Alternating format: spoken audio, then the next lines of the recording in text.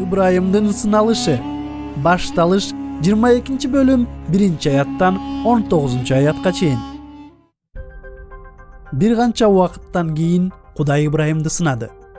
"Ибрайым", деди ал. "Угуп жатам", деп жооп берди Ибрайым. Кудай: "Жакшы көргөн жалгыз уулуң Искакты алып, Мория жерине бар.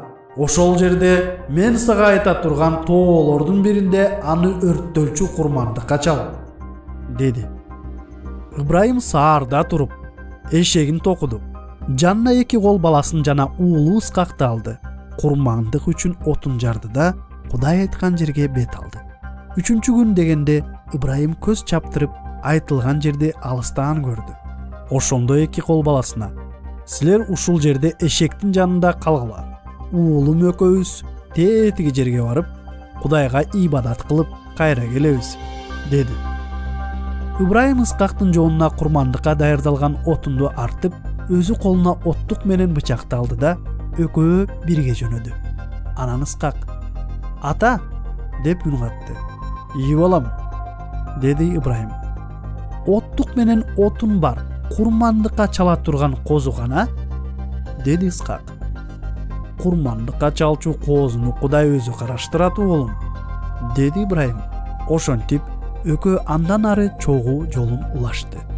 Алар Кудай айткан жерге келишкенде Ибрайым курмандык жай куруп, үстүнө отунду койду. Анан баласын байлап, курмандык жайга коюлган отундун үстүнө жаткырды. Ибрайым уулун мууздамакчы болуп, бычагын алганда: "Ибрайым, Ибрайым", деди жараткан эгенин периштеси асмандан. "Угуп жатам", деп жооп берди Ибрайым. "Балага тийбе, ага эч нерсе кылба", деди периште. "Сенин Кудайдан коркконуңду билдим. Себеби сен менден жалгыз уулуңду да аябадың". Ибрайым башын көтөрүп, бадалга мүйүзүнөн чаташып калган бир кочкорду көрдү. Барып, анын уулунун ордуна бүт өрттөн курмандыгына чалды. Анан ошол жерди жараткан эге караштырат деп атады. Ошол себептен азырда жараткан эгенин тоосунда караштырылат деп айтылат. Жараткан эгенин периштеси көктөн Ибрайымга 2 ирет үн катты. "Мен сага өз атым менен ант берем", дейт жараткан эге. "Бул ишти жасап, жалгыз уулуңду да аябадың.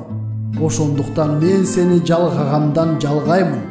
Тукумуңду асмандагы жылдыздай, деңиз жээгиндеги кум сыяктуу көбөйткөндөн көбөйтөмүн. Тукумуң душмандарынын шаарларын ээлейт. Мени укканың үчүн сенин тукумуң аркылуу жер жүзүндөгү бардык элдер батамды алышат". Ошондон кийин Ибрайым кол балдарына кайтып келди. Алар чогуу Беер-шебага кетишти. Ибрайым анан ошол жерде жашап калды. Бул баянды ким кайра айтып бере алат? Азыр аудио жазманы паузага коюп, 1 же 2 киши уккан баянды эстеп кайра айтып берсин. Майда чүдөлөрдү эстегенге бири-бириңиздерге жардам берсеңиздер болот. Талкуулоо үчүн суроолор. Ар бир суроодон кийин аудио жазманы паузага коюп, жоопторуңуздарды талкуулаңыздар. Биринчи суроо: бул баяндан сиздерге эмне жакты?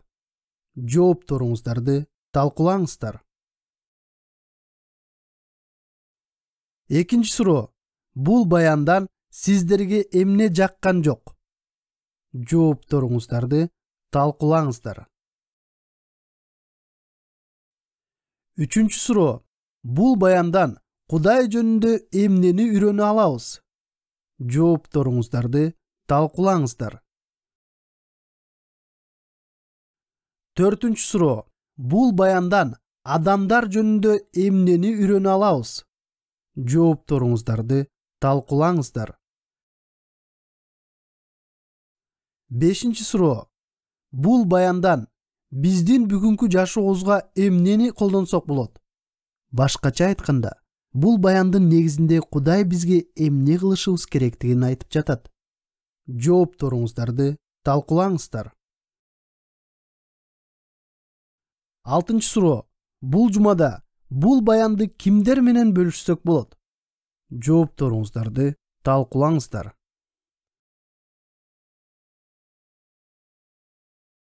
Бул баяндын тексти Кыргызстан ыйык китеп коомунун котормосунан алынган жана аталган коомдун уруксаты менен жаздырылган.